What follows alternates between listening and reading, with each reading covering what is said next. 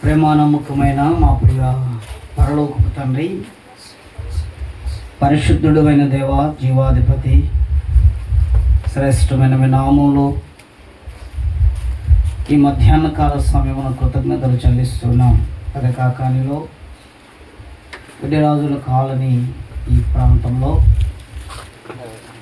స్థానిక సంఘము క్షేమాభివృద్ధి కొరకాయ ఏర్పాటు చేయబడిన ఈ సభల 2వ దినములో ఉదయకాలం 3వ వర్తమానములోనికి మమ్మల్ని తీసుకుని వచ్చారు. మీ దాసులను పలు విధాలుగా మీరు వాడుకొని మమ్మల్ని ఆత్మీయంగా పురికొల్పు చేయడానికి మీ ఆత్మ ద్వారా మీరు పడుతున్న ప్రయాస, మీరు ఇస్తున్న మీ కృపను దుర్వినియోగపరచుకోక ఈ అంత్య దినాలలో, అపాయకరమైన కాలములలో నీ వాక్యపు భద్రతను పొందడానికి కావలసిన కృప ఇవ్వండి. నీ మాటలు వింటున్నప్పుడు మమ్మల్ని మేము జాగ్రత్త చేసుకునేటువంటి ఆలోచన మాకు దయచేయండి. 2 వర్తమానాలలో మీరు ఇచ్చిన సందేశమును బట్టి మిమ్మల్ని స్తుతిస్తూ, మరొక మీ దీనదాసుడు మీ పక్షం నిలబడుతుంటుండగా మీరు వాడుకునండి. బలమైన వాక్కు చేత మీ దాసుని దర్శించండి. మీ ఆత్మ ప్రేరణ చేత మీ మాటలు మాకు అందించి మమ్మను దీవించుమని, మీ దాసుని ఆరోగ్యాన్ని మీ దయగల హస్తాలకు అప్పగించుకుంటూ, మా ప్రభువును మా రక్షకుడునైనా యేసుక్రీస్తు వారి పరిశుద్ధ నామములో స్తుతించి ప్రార్థించి వేడుకుంటున్నాము తండ్రి, ఆమేన్. వందనాలు.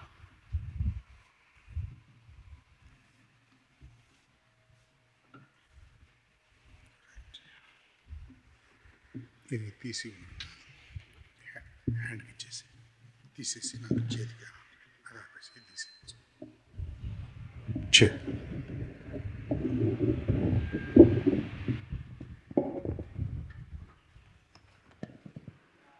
దేవుని వాక్యం చదువుకుందాం. పరిశుద్ధ గ్రంథం బైబిల్ నుండి అపోస్తలుల కార్య గ్రంథం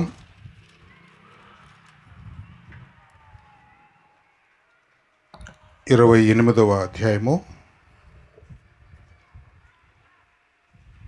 30-31 వచనాలు చదువుకుందాం. అపోస్తలుల కార్య గ్రంథం 28వ అధ్యాయము 30-31 వచనాలు చదువుకుందాం. పౌలు 2 సంవత్సరములు పూర్తిగా తన అద్దె ఇంట కాపురం ఉండి తన యొద్దకు వచ్చు వారందరినీ సన్మానించి ఈ ఆటంకమును లేక పూర్ణ ధైర్యముతో దేవుని రాజ్యమును గూర్చి ప్రకటించుచు ప్రభు అయిన యేసుక్రీస్తును గూర్చిన సంగతులు బోధించుచూ ఉండేను. చదవబడిన ఈ లేఖన భాగాలు ప్రభు మనందరి వెనుకల్లో దీవించుగాక. చేరువచ్చిన ప్రియ సహోదర సహోదరులందరికీ ప్రభు నామములో వందనాలు. వందనాలు కొద్దిగా కనపడేట్టుగా వినపడేట్టుగా వందనాలు. Right, okay. మనం చదువుకున్న ఈ లేఖన భాగాలు అపోస్తలుల కార్య గ్రంథం ఆఖరి పేజీ, ఆఖరి మాటలు. అపోస్తలుల కార్య గ్రంథంలో 2 దైవజనులు చాలా ప్రాముఖ్యంగా కనిపిస్తారు. ఒక ఆయన పేతురు గారు అయితే, రెండవ ఆయన పౌలు గారు. పేతురు గారి కంటే కూడా పౌలు గారి యొక్క పరిచర్య ఎక్కువ పేజీల్లో మనకి కనిపిస్తుంది. 9వ అధ్యాయంలో ప్రభు నమ్ముకున్న తర్వాత పౌలు గారు తర్వాత ఈ ఆఖరి అధ్యాయం వరకు ఆయన గొప్ప పరిచర్య చేసినట్టుగా మనము చూడగలుగుతాం. అపోస్తలుడైన పౌలు జీవితం ఒక క్రైస్తవ లోకానికి చాలా అద్భుతమైన మాదిరి. ఎంత గట్టి మాదిరి అంటే ఆయన చెప్పిన ఒక మాట దానికి రుజువు అన్నమాట. ఏం చెప్పాడంటే, నేను క్రీస్తును పోలి నడుచుకున్న ప్రకారం మీరు నన్ను పోలి నడుచుకోనండి. ఇది అందరికీ సవాల్ ఇసిరాడు ఆయన. మనం అంత పెద్ద సవాల్ వద్దు, కానీ ఒక 2-3 కానీ చెప్పండి, అయ్యా నేనున్నట్టు ఉండండి నువ్వు చాలు అని అంటే వాళ్ళు మన వైపు చూసి ఏమంటారు? నీలాగా ఉండాలా మేము అని అడుగుతారు కదా. అప్పుడు మనం గట్టిగా చెప్పాలి, ఎస్ నాలాగే ఉండాలి. ఎందుకు ఉండాలి అని అంటే, నేను ఎవరిని పోలి నడుచుకుంటున్నాను? క్రీస్తును పోలి నడుచుకుంటున్నాను. అందరూ ఒకసారి పలకండి ఆ మాట, నేను క్రీస్తును పోలి. తర్వాత మీ ఇష్టం ఇక. నడుచుకుంటున్నారా? ఓకే, నడుచుకుంటున్నాను చెప్పండి, లేకపోతే లేదు. నేను క్రీస్తును పోలి నడుచుకుంటున్నాను అని చెప్పగలిగితే వేరే వాళ్ళని నన్ను పోలి నడుచుకోండి అని చెప్పడంలో తప్పేమీ లేదు. ఒకవేళ అపోస్తులైన పౌలు జీవితాన్ని మనం చదివినప్పుడు మనలో కూడా అలాంటి లక్షణాలు, గుణాలు, ఆయన సేవ, ఆయన యొక్క త్యాగం, ఆయన ప్రయాస కానీ ఒకవేళ మన దగ్గర ఉండగలిగితే అది ఎంతైనా ఆశీర్వాదకరమైన సంగతి.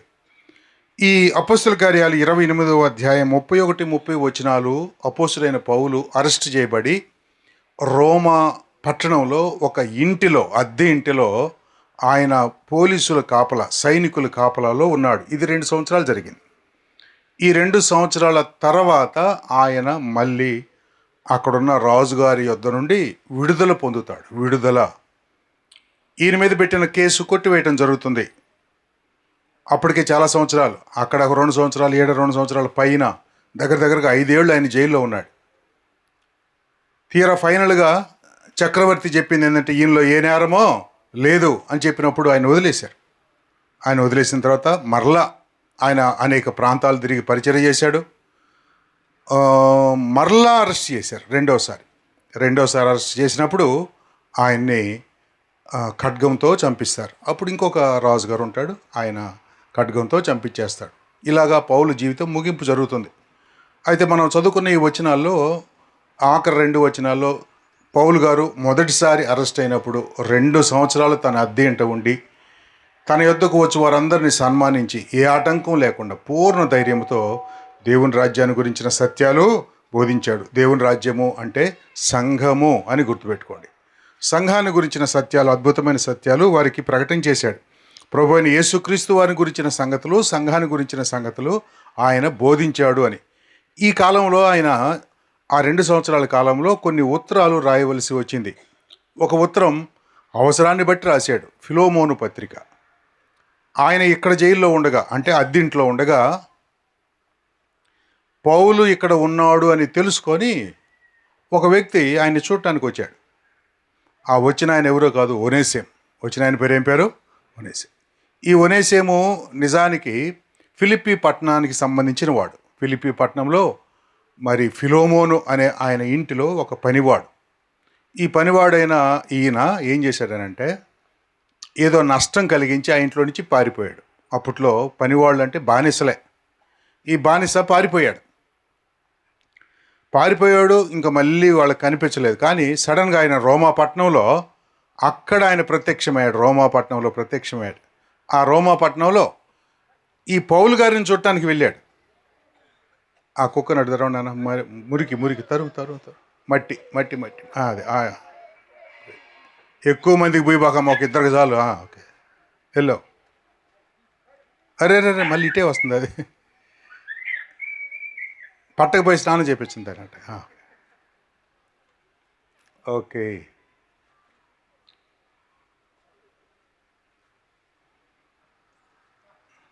రైట్. అక్కడ మురికుందరా, అటు వెళ్ళండి, తిరగబాకండి, కూర్చోండి అమ్మా, పిల్లలు అటు తిరగబాకండి, కూర్చోండి. ఒక విచిత్రమైన సంగతి జరిగింది ఇక్కడ. పారిపోయిన పనివాడు రోమా పట్టణంలో వెతుక్కుంటూ పౌలు దగ్గరికి వెళ్ళాడు. బయట నుంచి ఆయన ఒక స్లిప్ పంపించాలి పౌలు దగ్గరికి. బయట నీ కోసం ఎవరు ఎదురు చూస్తున్నారంటే పౌలు గారు రమ్మంటేనే లోపలికి, లేకపోతే పోలీసులు రానిరు అనమాట. వీడు, నేను ఒనేసేముని, మాది ఫిలిప్పీ పట్టణం, నిన్ను గురించి మా వాళ్ళు చెప్పగా చాలాసార్లు విన్నాను అని పౌలుని అంతకుముందు చూసినవాడు కాదు. చూడకపోయినప్పటికీ కూడా రావాలి అని అనుకున్నాడు. అందుకని పౌలు వెంటనే తను రానిస్తే ఆయన కూడా దేవుని యొక్క వాక్యం బోధిస్తే ప్రభు నమ్ముకున్న తర్వాత ఇప్పుడు అపోస్తుడైన పౌలు చెప్పిన మాట ఏంటంటే, ఇదిగో నువ్వు ప్రభువుని నమ్ముకున్నావు కనుక నువ్వు చేసిన పొరపాట్లు, తప్పులు వాటిని దిద్దుకోవాలి. వాటిని అలాగే పెట్టుకొని తిరగకూడదు, దిద్దుకోవాలి. కాబట్టి నువ్వు మళ్ళీ ఎక్కడికి వెళ్ళాలో తెలుసా? ఫిలిప్పీ పట్టణానికి మళ్ళీ నువ్వు తిరిగి వెళ్ళాలి. అయ్యా, నేను చేసిన నష్టానికి ఆడ కానీ మళ్ళీ తిరిగి వెళితే ఏం చేస్తాను? నన్ను చావుగొట్టి చెవులు మోస్తారు వాళ్ళు. ఇంతకాలంగా తప్పించుకొని తిరుగుతున్నాను. మరి బానిసలు అంటే ఆ దినాల్లో చంపేసినా కూడా అడగటానికి ఉండదన్నమాట, అవకాశమే ఉండదు, కేసులు ఉండవు. బానిసలను చంపేస్తే కేసులు ఉండవు, డబ్బులు పెట్టి కొనుక్కుంటారు వాళ్ళని, కష్టపడి పని చేయాలి వాళ్ళు. అలాంటి సిచ్యువేషన్లో ఒనేసేమును అపోస్తుడైన పౌలు నువ్వు వెళ్ళాలి అక్కడికి అని ఒక ఉత్తరం రాసి పంపించాడు. అదే ఫిలోమోను పత్రిక. ఈ ఫిలోమోను పత్రిక తీసుకొని వెళ్తూ ఉంటుండగా ఇంకొక ఉత్తరం కూడా రాశాడు అక్కడ ఉన్న సంఘానికి కూడా. అది కొలసే పత్రిక. ఆ చెరలో ఉండగా ఆ 2 పత్రికలతో పాటు ఇంకొక 2 పత్రికలు కూడా రాశాడు. ఎఫెసీ పత్రిక, అలాగే ఫిలిప్పీ పత్రిక. ఈ 4 పత్రికలను ఏమని పిలుస్తారంటే చెరసాల పత్రికలని పిలుస్తారు. ఏం పత్రికలు అంటారు? అపోస్తలుడైన పౌలు రోమా పట్టణంలో చెరసాలలో ఉండగా మొదటిసారి ఉన్నప్పుడు రాశాడు. రెండోసారి ఉన్నప్పుడు 2వ తిమోతి పత్రిక రాస్తాడు. కాబట్టి చెరసాలలో మొత్తం ఎన్ని పత్రికలు రాస్తాడు? 5 పత్రికలు రాస్తాడు. వాటిలో మొదటి 4లో ఫిలోమోనుకు, కొలసీ పత్రిక, ఎఫెసీ, ఫిలిప్పీ పత్రిక 4. ఈరోజు మనం ఆ పత్రికలో నుంచి పత్రికలో ఒక్క సంగతిని మనము ధ్యానం చేయాలని ఇష్టపడతా ఉన్నాం. కొలసే సంఘానికి రాసిన ఆ ఉత్తరంలో 3వ అధ్యాయం. ఒక మంచి క్రైస్తవ విశ్వాసి ఈ భూమి మీద నిజంగా ప్రభు వైపు చూస్తూ గడిపేవాడైతే ఎలాగా ఉండాలో చెప్పాడు. ఆ వచనాలను మనము ధ్యానం చేస్తాం. 3వ అధ్యాయం చూడండి, మొదటి 4 వచనాలు. మీరు క్రీస్తుతో కూడా లేపబడిన వారైతే పైనున్న వాటిని వెదుకుడి, అక్కడ క్రీస్తు దేవుని కుడిపార్శ్వమున కూర్చుండి ఉన్నాడు. పైనున్న వాటి మీదనే కానీ భూ సంబంధమైన వాటి మీద మనసు పెట్టుకొనుకుడి. ఎలయనగా మీరు మృతి పొందితిరి, మీ జీవము క్రీస్తుతో కూడా దేవుని యందు దాచబడి ఉన్నది. మనకు జీవమై ఉన్న క్రీస్తు ప్రత్యక్షమైనప్పుడు మీరును ఆయనతో కూడా మహిమయందు ప్రత్యక్షపరచబడుదురు అని రాశారు. అపోస్తలుడైన పౌలు నిజానికి కొలసే అనే ఈ పట్టణాన్ని ఎప్పుడు కూడా చూసిన వాడుగా, దర్శించలేదు. ఆయన అంతకుముందు వెళ్ళినవాడు కాదు. వేరు పట్టణాలకు వెళ్ళాడు, వాక్యం బోధించాడు, సంఘాలు స్థాపించాడు. కానీ ఈ కొలసే పట్టణానికి మాత్రం అపోస్తలుడైన పౌలు వెళ్ళినవాడు కాదు. కానీ ఇక్కడున్న వారితో సహవాసం ఉంది, సంబంధం ఉంది. ఆ దగ్గర ప్రాంతాలకు వెళ్ళినప్పుడు కొలసే పట్టణం నుంచి కూడా సహోదరులు అక్కడ వెళ్ళి కలుసుకునేవాళ్ళు, మాట్లాడేవాళ్ళు. పౌలు గారు మాది కొలసే పట్టణం అని. అలాగే ఫిలోమోను వాళ్ళ కుమారుడైన ఆయన అందరూ కూడా పౌలును కలుసుకున్నారు. కానీ పౌలు మాత్రం ఆ సంఘానికి ఎన్నడూ వెళ్ళినవాడు కాదు. కానీ ఇప్పుడు ఫిలోమోను పత్రిక రాస్తూ అదే సంఘానికి, కొలసే పట్టణంలో ఉన్న ఈ సంఘం ఫిలోమోను వారి ఇంట్లోనే ఉంటుంది. ఆ ఇంట్లో ఉన్న సంఘానికి అద్భుతమైన ఉత్తరాన్ని రాశాడు. ఈ ఉత్తరం రాయటంలో ముఖ్య ఉద్దేశం ఏంటో తెలుసా? అప్పుడున్న యూదయ ప్రాంతం నుంచి కొంతమంది ఈ ప్రాంతాలకు వచ్చి వాళ్ళు ఏమంటున్నారంటే, మీరు క్రీస్తు ప్రభు నమ్ముకున్నారా అని అడిగితే, అవునండి మేము నమ్ముకున్నాం. ఎలా నమ్ముకున్నారు అంటే, మేము విశ్వాసం ద్వారా ప్రభుని నమ్ముకున్నాం, దేవుడు మా పాపాలు క్షమించాడు, మా పేరు జీవగ్రంథంలో రాశాడు, మేము ప్రభు ఇచ్చినా లేకపోతే మేము చనిపోయినా పరలోకం వెళ్తాం అని అంటే వీళ్ళని భయపెట్టేశారు, వీళ్ళని కన్ఫ్యూజ్ చేసేసారు, వీళ్ళని బాధ పెట్టారు. ఏమనంటే అంత తేలిగ్గా ఎట్టబోతారు అనుకున్నారు పరలోకం అని అడుగుతున్నారు వీళ్ళని. ఊరక నమ్మగానే వెళ్ళిపోతారా? ధర్మశాస్త్రం ఎందుకు ఇచ్చాడు అనుకుంటున్నారు దేవుడు? దాంట్లో ఉన్న కార్యాలన్నీ మీరు చెయ్యాలి. ధర్మశాస్త్ర క్రియలు లేకుండా, సున్నతి లేకుండా మీరు దేవుని రాజ్యంలోకి వెళ్ళటం సాధ్యమో కాదు. పరలోకం మీరు వెళ్ళలేరు, రక్షణ మీరు పొందలేరు అని పాపం నమ్మిన నూతన నిబంధన సంఘాన్ని వీళ్ళు ఈ అన్యజనులను వాళ్ళు చాలా కన్ఫ్యూజ్ చేశారు. యేసు ప్రభుని నమ్మినంత మాత్రం చేత వెళ్ళరో, ధర్మశాస్త్రం అంతా చదవాలి, తండ్రి అయిన దేవుడిచ్చిన ఆజ్ఞలను అన్నిటినీ మీరు చేయాలి అని చెప్పినప్పుడు వాళ్ళు చాలా భయపడిపోయారు. అంత మాత్రమే కాకుండా వాళ్ళు యేసు ప్రభు యొక్క దైవత్వాన్ని కూడా తక్కువ చేసి మాట్లాడారు. ఆ కారణం చేత అపోస్తలుడైన పౌలు ఈ కొలసే పట్టణంలో ఉన్న ఈ సమస్యను తీర్చడం కొరకై మన ప్రభు యొక్క దైవత్వాన్ని గురించి చాలా అద్భుతమైన సంగతులను ఈ పత్రికలో రాశారు. మచ్చుకు నేను 1-2 చదువుతాను చూడండి. కొలసీలకు రాసిన పత్రిక 1వ అధ్యాయం వచనం 17. ఆయన అదృశ్య దేవుని స్వరూపి అయి సర్వ సృష్టికి ఆది సంభూతుడై ఉన్నాడు. ఆయన అంటే క్రీస్తు ప్రభు అదృశ్య దేవుని స్వరూపి అన్నాడు. అదృశ్య దేవుడు అంటే అర్థం చెప్తారా ఎవరైనా? అదృశ్య దేవుడు అంటే అర్థం ఏంటి? అగపడని దేవుడు, కనిపించడం, కనిపించని దేవుని యొక్క స్వరూపం. ఒకవేళ కనిపించని దేవుడు కనిపిస్తే ఎలా ఉంటాడు? ఆయన క్రీస్తు ప్రభు అని చెప్పాడు అనమాట. కాబట్టి క్రీస్తు ప్రభు ఎవరు అనుకుంటున్నారు? అదృశ్య దేవుని స్వరూపి అని చెప్పాడు. అలాగా ఆ అధ్యాయంలో చాలా సంగతులు. 17వ వచనంలో కూడా ఇలా అంటాడు, ఆయన అన్నిటికంటే ముందు ఉన్నవాడు, ఆ క్రీస్తు ప్రభువే అన్నిటికీ సమస్తానికి ఆయనే ఆధారము, సంఘము అను శరీరమునకు ఆయనే శిరస్సు అని అన్నాడు. అంత మాత్రమే కాదు, ఇంకా 19వ వచనంలో కూడా ఆయన యందు సర్వ సంపూర్ణత నివసింపవలనని అనే మాటను మనం చదువుతాం. అలాగే మన ప్రభువుని గురించి చాలా గొప్ప సంగతులు 1వ అధ్యాయంలో, 2వ అధ్యాయంలో కూడా చూడండి. 2వ అధ్యాయంలో కూడా ఆయన గురించి చెప్పిన గొప్ప సంగతులు. వచనం 3 ఏముంది? బుద్ధి జ్ఞానముల సర్వ సంపదలు ఆయన యందే గుప్తములై ఉన్నవి. బుద్ధి జ్ఞానముల సర్వ సంపదలు ఆయన యందే గుప్తములై ఉన్నవి. వచనం 9 చూడండి, వచనం 9. ఏలయనగా ఆ దేవత్వం యొక్క సర్వ పరిపూర్ణత శరీరముగా క్రీస్తునందు నివసించుచున్నది. ఈ విషయాన్ని ఆయన నొక్కి నొక్కి చెప్పడానికి ఇష్టపడుతున్నాడు. దేవునిలో ఉండే సర్వ పరిపూర్ణత, అసలు దేవుడు అంటే మీరు ఏమేం చెప్తారో అవన్నీ కూడా ఎక్కడున్నాయి? శరీరముగా ఉన్న క్రీస్తు ప్రభువులో ఉన్నాయి. శరీరముగా ఉన్న క్రీస్తు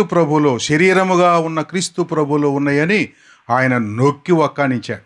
కాబట్టి శరీరముగా ఉన్న క్రీస్తు ప్రభు ఎవరంటే 100% ఆయన దేవుడు. ఒక్క అర డిగ్రీ కూడా తగ్గించడానికి వీలు లేదు. ఎవరైనా అలా తగ్గించి మాట్లాడితే వారికి బైబిల్ గ్రంథం అర్థం కాలేదు, దేవుడు కూడా వాళ్ళకి అర్థమైన వాడు కాదు. కాబట్టి క్రీస్తు ప్రభువే సర్వం, అన్నిట్లో బుద్ధి జ్ఞానముల సర్వ సంపదలు ఆయన యందే ఉన్నాయి అని చెప్పాడు. 3వ వచనంలో, 8వ వచనంలో, 9వ వచనంలో అంటాడు క్రీస్తు ప్రభు శరీరంగా ఉన్నప్పుడే ఆయన సర్వ పరిపూర్ణుడు. దేవత్వం యొక్క అన్ని లక్షణాలు ఆయనలో ఉన్నాయని చెప్పాడు. ఇప్పుడు అలాంటి ప్రభుని మీరు నమ్ముకున్నారు కనుక మీరు అస్సలు భయపడబాకండి. మీరు ప్రభు నమ్ముకున్నారు, మీ జీవము క్రీస్తు కూడా పరలోకంలో దాచిపెట్టబడింది.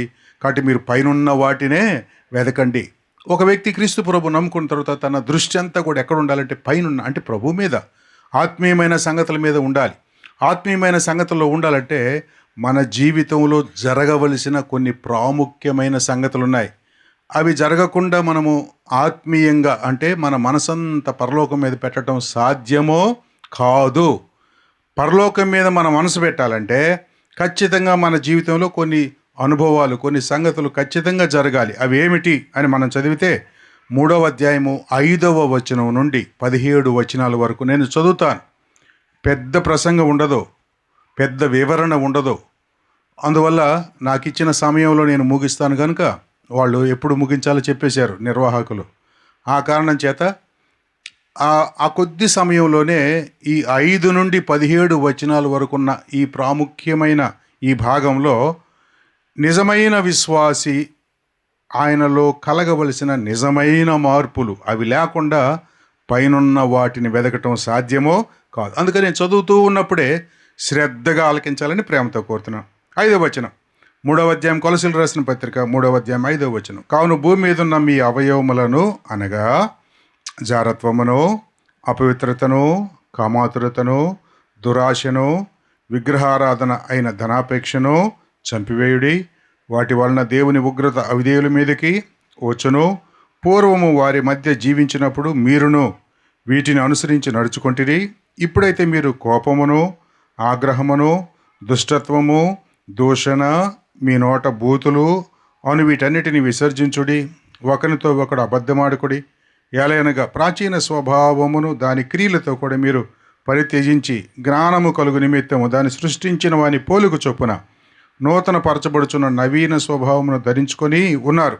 అట్టివారిలో గ్రీసు దేశస్థుడని, యూదుడని భేదము లేదు, సున్నతి పొందుట అని సున్నతి పొందకపోవట అని భేదమో లేదు, పరదేశి అని, సిధీనుడని, దాసుడని, స్వతంత్రుడని లేదు, కానీ క్రీస్తే సర్వమును అందరిలో ఉన్నవాడై ఉన్నాడు. వచనం 12. కాగా దేవుని చేత ఏర్పరచబడిన వారును, పరిశుద్ధులను, ప్రియులైన వారికి తగినట్లుగా మీరు జాలిగల మనస్సును, దయాళత్వమును, వినయమును, సాత్వికమును, దీర్ఘశాంతమును ధరించుకొనుడి. ఎవడైనను తనకు హాని చేసినని ఒకడు అనుకుని ఎడల ఒకరినొకడు సహించుచు, ఒకరినొకడు క్షమించుచు, ప్రభువు మిమ్మును క్షమించలాగున మీరును క్షమించుడి. వీటన్నిటిపైన పరిపూర్ణతకు అనుబంధమైన ప్రేమను ధరించుకొనుడి. క్రీస్తు అనుగ్రహించే సమాధానం మీ హృదయములో ఏలుచుండనీయుడి. ఇందుకొరకే మీరు ఒక్క శరీరముగా పిలువబడితిరి మరియు కృతజ్ఞులై ఉండుడి. సంగీతములతోనూ, కీర్తనలతోనూ, ఆత్మ సంబంధమైన పద్యములతోనూ ఒకరినొకడు బోధించుచు, బుద్ధి చెప్పుచు, కృపాసహితంగా మీ హృదయములో దేవుని గురించి గానము చేయొచ్చు. సమస్త విధమైన జ్ఞానంతో క్రీస్తు వాక్యం మీలో సమృద్ధిగా నివసింపనీయుడి. మరియు మాట చేత కానీ, క్రియ చేత కానీ మీరేమి చేసినాను ప్రభు అయిన యేసుక్రీస్తు ద్వారా తండ్రి అయిన దేవునికి కృతజ్ఞతాస్తుతులు చెల్లించుచు సమస్తమును ఆయన పేరట చేయడి. ఈ అద్భుతమైన పారాగ్రాఫ్లో దేవుడు ఒక నిజమైన విశ్వాసి, నిజమైన మార్పు పొంది నిజంగా ప్రభు వైపు చూసే వాళ్ళకి ఉండాల్సిన లక్షణాలు ఇందులో చెప్పాడు. ఇందులో 9 మాటలు 9 వాక్యాలు కాదు, 9 వాక్యం అంటే ఏమేమి ఉంటాయి? బడికి పోయాడు చెప్పండి. వాక్యంలో సెంటెన్స్ అంటే ఏముంటాయి?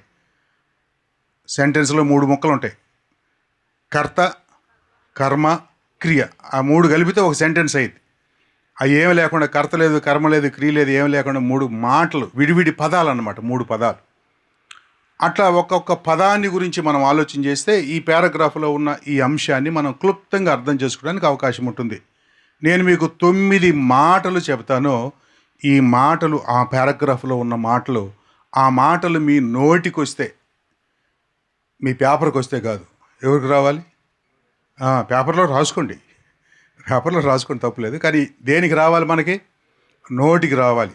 బడికి పోని వాళ్ళు కూడా బడికి పోయే వాళ్ళతో సమానంగా చెప్పాలి. అలా చెప్పగలిగితే ఈ సందేశం దేవుడు మనకి అర్థమయ్యేటట్టు చేశాడు అని అర్థం.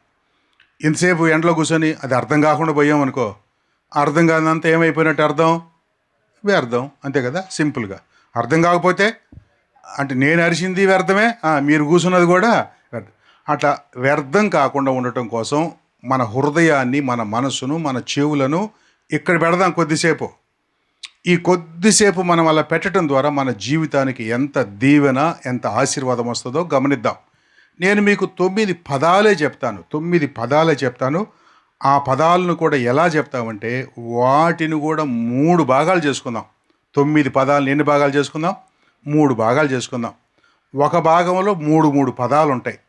3 పదాలు ఉండేటట్టుగా విడగొట్టుకొని మనం చదువుకుంటే మనకి చాలా క్లియర్గా అర్థమవుతుంది. మొదటి భాగంలో ఉండే 3 పదాలు చెప్తాను. అవి నాతో పాటు పలకటానికి ప్రయత్నం చేయండి. 3వ అధ్యాయము 5వ వచనం, చివరి పదం చంపివేయుడి. మొదటి పదం ఏంటి? చంపివేయుడి. ఇది ఎవరికన్నా నోరు తిరగట్లేదా? నోరు తిరగకపోతే చంపేస్తాం. అది కూడా తిరగకపోతే అట్ట కదా, రోజు మనం 10 సార్లు ఉపయోగిస్తాం కదా చంపేయండి అని. అందుకని చంపివేయుడి. ఆ తర్వాత 8వ వచనం చివరిలో చూడండి. 8వ వచనం చివరిలో విసర్జించుడి. మొదటిది చంపివేయుడి, రెండవది విసర్జించుడి.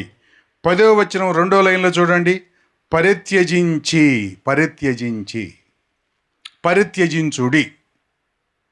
రైట్. ఈ ఫస్ట్ పార్ట్లో 3 ముక్కలు.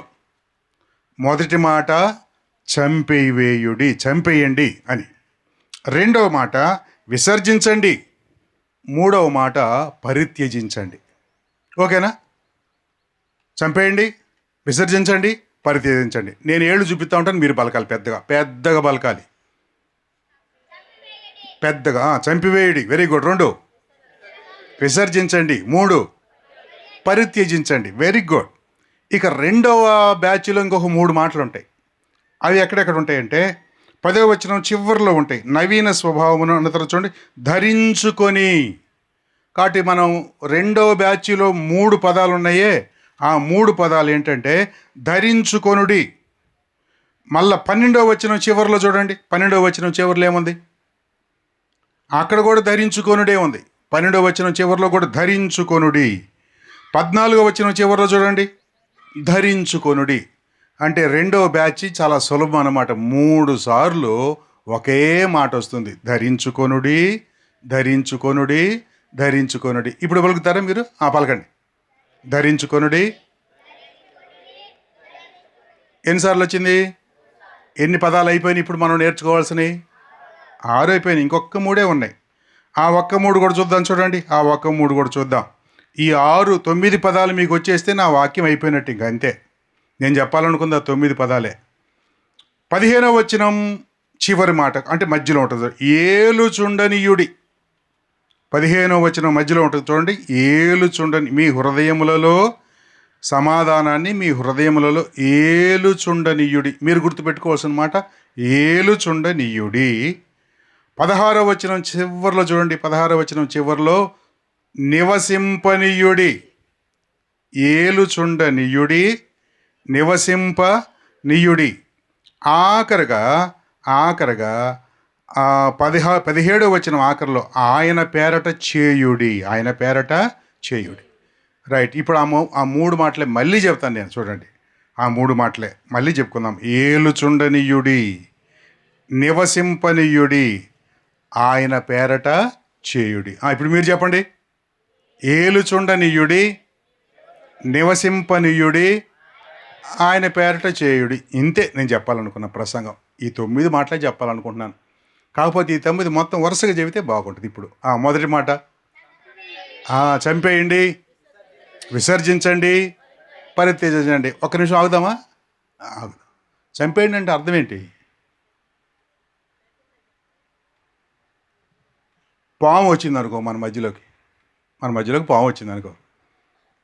ఎవరో చూశారు, అరే సీనో పాము వచ్చింది కానీ అక్కడ పోయి కర్ర తీసుకొని వచ్చి దాన్ని కొట్టి చంపయ్యా. ఎట్ట ఎవరైనా చెప్పకిన్నారా? ఎట్ట చెప్తారు? ఇవన్నీ నువ్వు కర్ర తీసుకోరా, మరి సీను నువ్వు బాగున్నావా, కొట్టగలవా, ఇవన్నీ కాదు. పామును చూడగానే ఏమంటాం? చంపేయండి చంపేయండి చంపేయడానికి. మనం చంపలేకపోయినా కేకలనే పెడతాం కదా, చంపేయండి. ఆ మాట అంటున్నప్పుడే దాంట్లో భయము, మనకు భయము, కోపము అన్నీ కలిసి వస్తాయన్నమాట. దేవుని పిల్లలు అట్ట చంపేయాల్సిన విషయాలు ఉన్నాయి కొన్ని. చంపేసిన తర్వాత మళ్ళీ అగపడకూడదు. మా ఊర్లో ఒక పిల్లోడు పాముని కొట్టాడు. పెద్ద పాము, అది బాగా 5-6 అడుగులు పొడుగుంది, పెద్ద పాము. అది ఎట్టొచ్చిందో వచ్చింది, మొత్తానికి ఇళ్ళ మధ్యలోకి వచ్చింది. వాడు పెద్ద కర్ర తీసుకున్నాడు, ముందు నడుము పెట్టి 2 బాదులు బాదాడు, ఆగిపోయింది. ఆ తర్వాత తల అంతా చితరబొడిచి పడేసాడు. అస్సలు గేలేదు. ఇది పాము తలకాయని చూడటానికి కూడా లేదనమాట, అంతగా పొడిచి పడేసాడు. అయిపోయింది. ఈలోపు జనం అందరూ వచ్చారు, అటు నుంచి ఇటు నుంచి పరిగెత్తుకుంటూ వచ్చారు. మరి చంపినాడు హీరో కదా, అందుకని కొద్ది కాలర పైకి అనుకొని కర్ర పట్టుకొని నుంచొని ఉన్నాడు.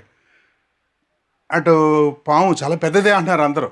ఈడు కూడా పాము అయిపోయి పెద్దదే, గబక్కన తోకెట్టు అంది ఒకసారి. అనగానే పాపం ఈడు ఎగిరి ఆడపడ్డాడు. ఎవరు ఇప్పుడు దాకా చంపినోడే, వాడే చంపాడు. కానీ కొద్దిగా తోక కదిలించి కానీ ఏమైపోయింది తెలియకుండానే భయం. అందుకని చంపేసేటప్పుడు ఎడ చంపాలి? తోక కూడా కదలకూడదు, అటు చంపాలి. ఇంతకు దేవుడు ఏటిని చంపమన్నాడు? ఇప్పుడు చదవండి 5వ వచనం. దేవుని పిల్లలు వేటిని చంపాల్సింది అంటే, చంపితే ఇక మళ్ళీ అవి మన దగ్గర కనబడకూడదు, అది అన్నమాట. ఏమన్నాడు? జరత్వం, అపవిత్రత, కామాతురత, దురాశ, ధనాపేక్ష. ఇవి దేవుని పిల్లల్లో పలకటానికి కూడా వీలు లేని మాటలు.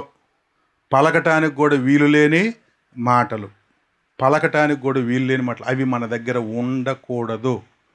ఒకసారి టెస్ట్ చేసుకోండి. ఒకసారి మన వైపు తిరిగి, ఇవి నా దగ్గర ఏమైనా ఉన్నాయా? దేవుడు అంటున్నాడు వీటిని చంపేయాలంటున్నాడు. వీటిని ఏం చేయాలంటే మనం ఒకళ్ళు చంపేయకుండా ఉంటే మనం పరలోకం వైపు చూడటం సాధ్యమే కాదు, ప్రభు వైపు చూడటం సాధ్యమే కాదు.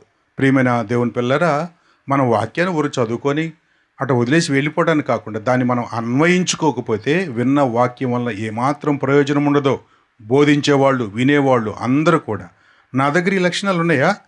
అయ్యో, అలా ఉంటే నేను ప్రభు మీద నా మనసు పెట్టుకోలేను, ప్రభు మీద నా హృదయాన్ని పెట్టుకోలేను, పైనున్న వాటిని నేను వెదకలేను. ఆ విషయం మనకు అర్థమవ్వాలి. కాబట్టి ఇవి మనం చంపేయాలి. విసర్జించుడి అన్నాడు. 2వ మాట విసర్జించుడి అన్నాడు. మీరు ఎక్కడైనా ఈ బోర్డు చూసారా? బోర్డు ఎడన్నా రాసి ఉందా? విసర్జించుడి అని రాసి ఉందా? ఏడుంటుంది? గోళ్ళ మీద ఏమని ఉంటుంది? 2 పదాలకే అది రాసి ఉంటుంది.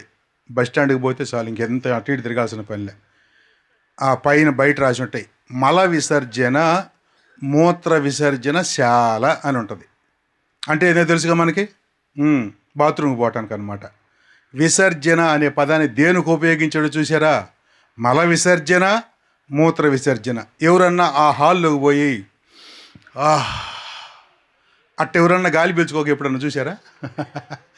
ఆడకు పోయేటప్పుడు ముక్కు మూసుకొని పోయి బయటకు వచ్చిన తర్వాత ఒక్కసారిగా ఊపిరి వదులుతాం కదా, లోపలికి పోయిన తర్వాత ఎవరు అట్లా ఉండలేం కదండి. ఎంత ఇబ్బందికరంగా ఉంటుంది అక్కడ పరిస్థితి. అంటే విసర్జించిన విషయాలను అక్కడ కనీసం నుంచోటానికి కూడా మనం ఇష్టపడకూడదు. దేవుడు చూశారు ఈ పదాలను ఎందుకు ఉపయోగించాడు? చంపేయండి అంటే కొర ప్రాణం కూడా లేకుండా చంపేయాలి వాటిని మనలో. విసర్జించండి అంటే ఇంకా మళ్ళీ ఆ వాసన కూడా మనం తీసుకోవడానికి ఇష్టం లేకుండా పోవాలి. వేటిని గురించి ఆయన విసర్జించండి అన్నాడు?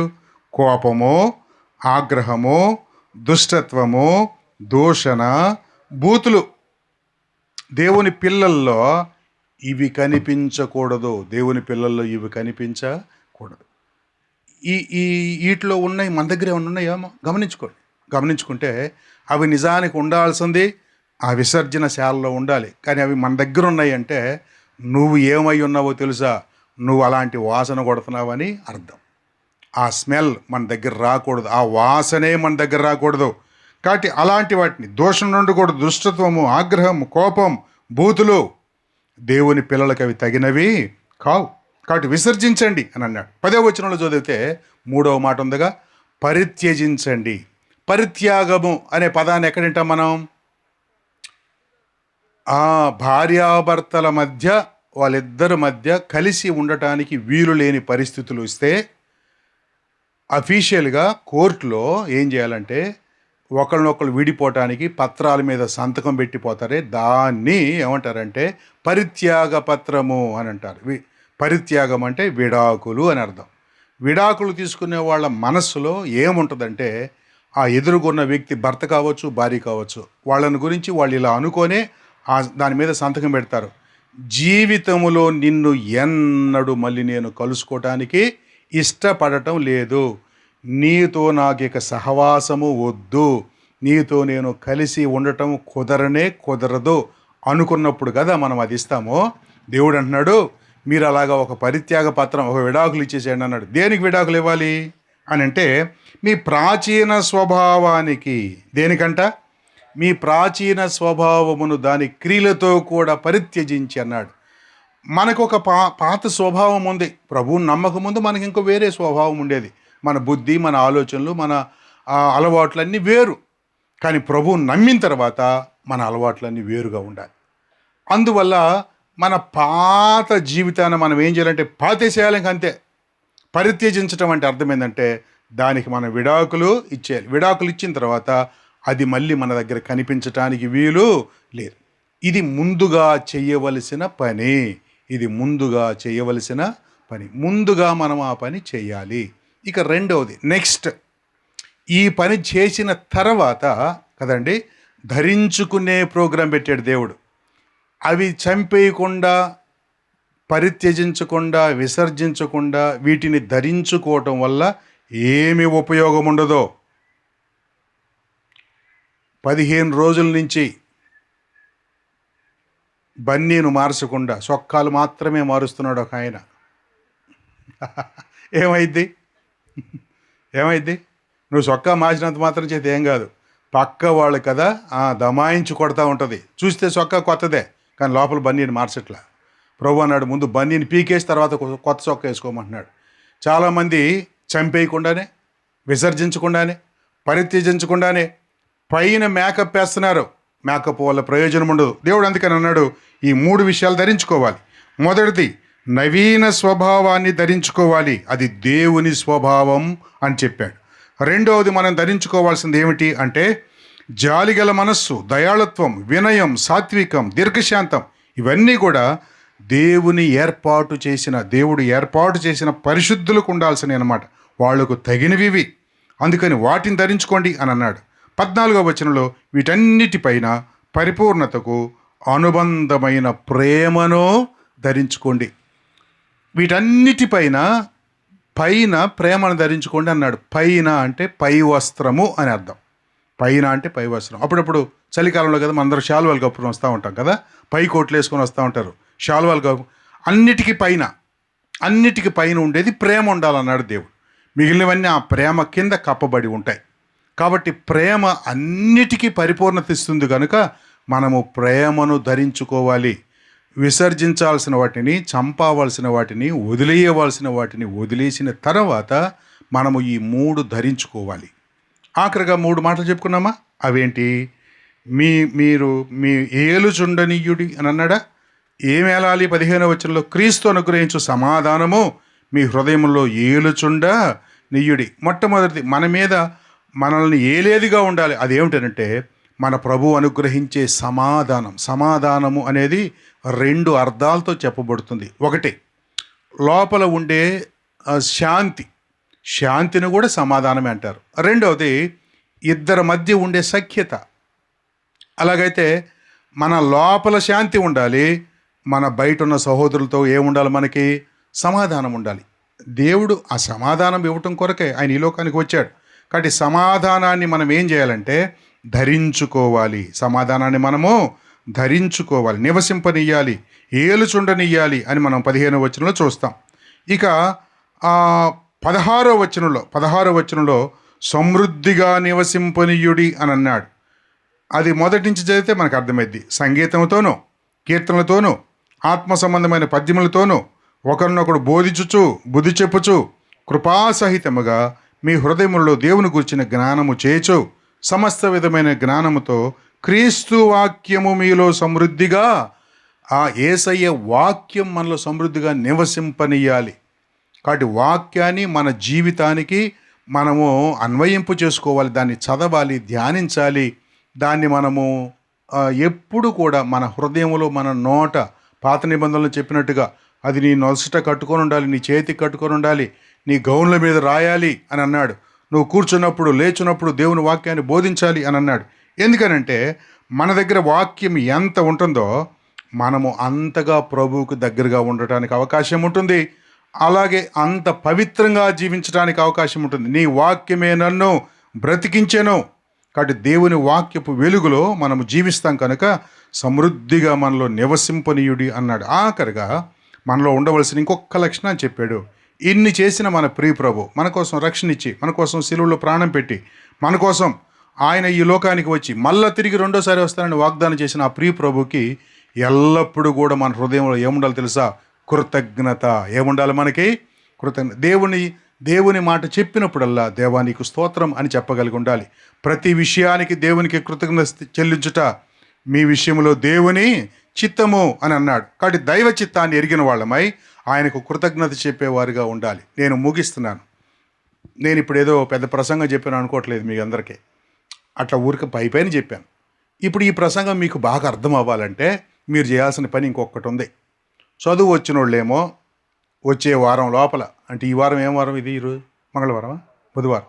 మళ్ళీ వచ్చే బుధవారం లోపల ఈ 5వ వచనం దగ్గర నుంచి 17వ వచనం దాకా ఒకసారి తీరిగ్గా కూర్చున్నప్పుడు ఒక్కసారి చదవండి.